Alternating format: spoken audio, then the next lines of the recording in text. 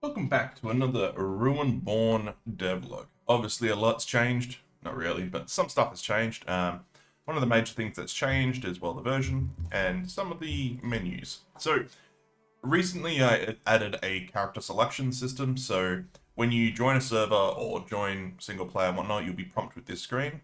You can essentially create as many characters as you want. I think I've limited it to 4 for multiplayer, but for single player you can have as many as you want. And it renders a picture of some characters that you've made. I obviously just made some random characters with some different hairstyles and whatnot. There's still a lot of subject to change in this, especially size, photos, and whatnot. But, as you can see, there's this purple monstrosity, aka my house, and this test build. But if we go over here, we'll see that there is some green and black looking thing. Once again, lots of prototype art. So, if we go into the placeables, we have a planter. So these are what I call the NPC interaction things, or the planters. I guess you would just plant seeds in them. But I'll quickly place that and swing it up. But essentially, the farming side is what you'll use for these things for, and you have to use these if you want NPCs to actually do some automation. So we have essentially it's the same as the building system or the placeables. You have your seeds, which have to be in your inventory. But if I go and choose cabbage seed, I can then plant the cabbage seeds inside the planter. Now, I've set it so that it has a limit on how many can be planted, and this is subject to change, but like, I have apple trees that are considered large, so you can only plant one of those per planter, or maybe 2, I don't know yet, still testing that. But you can also plant these seeds out in the open. Like, there is nothing stopping you from just spamming seeds like this and having as many as you want. Obviously, it's going to take all the seeds from your inventory and use them like that. So there is a few new items. You obviously get some cabbages and corn and onions after planting. But what will happen is these will slowly over time, I'm just going to make it day so it's easier to see, but slowly over time, these will grow. Now, we do have a lovely thing called crop tick. So in-game days essentially determine how quickly these things grow. So as I'm ticking, I'm advancing it by 1 day. So as you can see, they all just recently grew. Now these are the ones in the planter will grow quicker because they have a multiplier on them. So when they're in the planter, they grow 2 times faster, and the outside they are slower. So you can continue, there you go, seeing them grow. So there is like a difference between planting them in the planter and then planting them out in the wild. This is still very much a work in progress. But that being said, it's something. There is farming. And you obviously get your cabbages and a shitload of seeds. You can also throw them on the floor, and they kind of look like that. But the best part about this is, if we go over here, we want to make the worlds or the instances, because they will be procedurally generated, as interesting as possible. So there will be more work done on those eventually. For now, we're just trying to get the core systems done, mostly farming NPCs and all that. But quite a lot of that is already done, so it's really just a matter of time. But if we go into this world, you'll notice that there is some billboarding now for the trees. We did that to improve performance and stop, I guess, you getting 2 FPS. Now this is what this magical thing does. If I stretch this all the way to 100, the billboard range is actually smaller. So you get trees that are natural at further distances. The billboards are still there, but you get a lot more rendering. Now do keep in mind, this is what causes FPS issues. So if you lower this all the way down to 20, you can see the billboards are very close, but you get insane FPS because the game is programmed like that. Now, everything, including, like, you can see these corn popping in and out, they will get the LOD system. If there is no billboard, it will just pop in to existence. So a lot of the vegetation as well will be doing that. We do this mostly to make the game work on everything. I don't want the game to only work on one thing. So we're trying to make it as performant as possible, and giving you the option to change how you render the game is one of those things. If you really want, you can also bring it down to 25 native and play the game at 3000 FPS if you really wanted to. It should be running at like 116. Do keep in mind I am recording, so pretty much triple that, and you will have the actual FPS. But we don't necessarily need that. So the billboarding is one thing.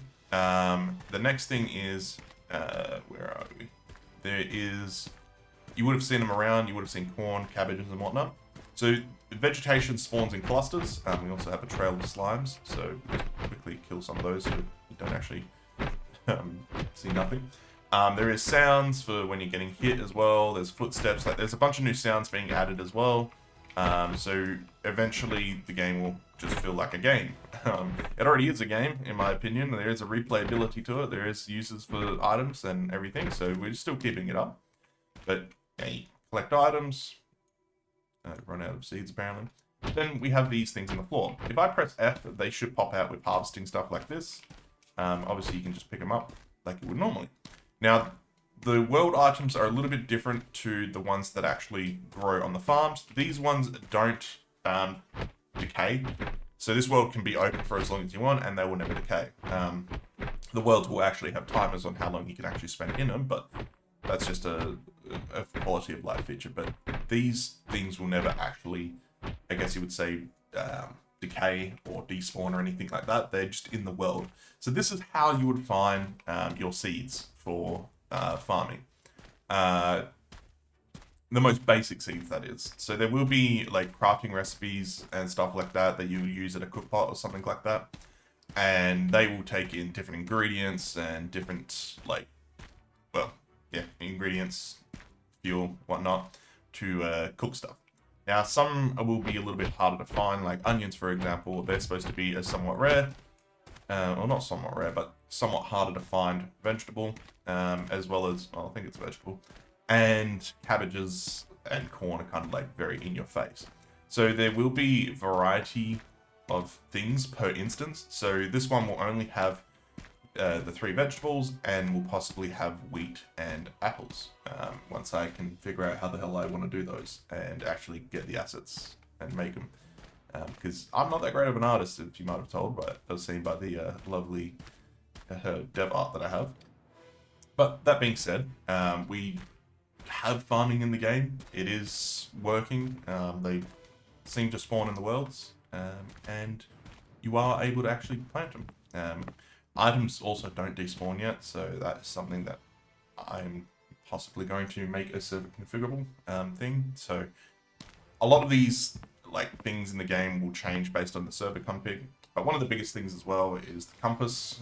This has gone under a massive overhaul. FPS wise, there was massive oversight in it from me, and now it doesn't chunk away at your FPS. Instead, it actually gives you FPS. Oh, I wish it did, but it no longer takes like half the FPS away. The compass system has been refactored so that it only takes maybe 1 or 0.05 ms compared to the 9 ms that it was taking. So it was taking literally almost half your frames. So with the minimap and the compass system refactored, the game is actually performant. I'm thinking I can possibly add in more enemies because of that. But I hope you've liked and seen and enjoyed everything with Devlog 7. There's still lots to do, still lots to come, and still lots to get made.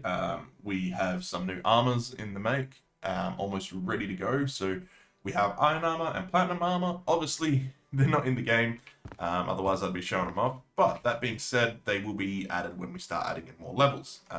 For now, we still have a lot to add in, especially with points of interest and some bosses.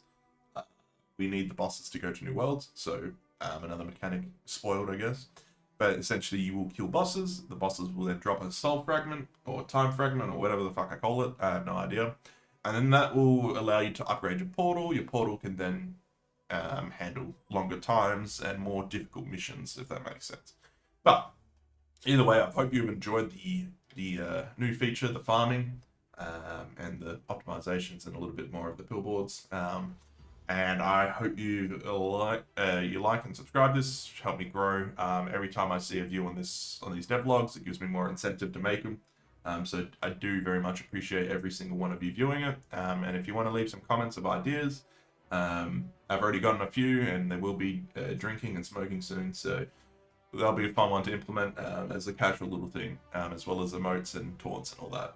So, yeah, if you've liked it and you enjoyed everything that you've seen, please leave me a comment telling me you like seeing this stuff or not. I don't control. You do what the fuck you want. But I do appreciate if you could like, and if you could give me a follow. I'm almost at 100 subscribers, which is pretty cool. But thank you for watching, and I'll catch you in the next one.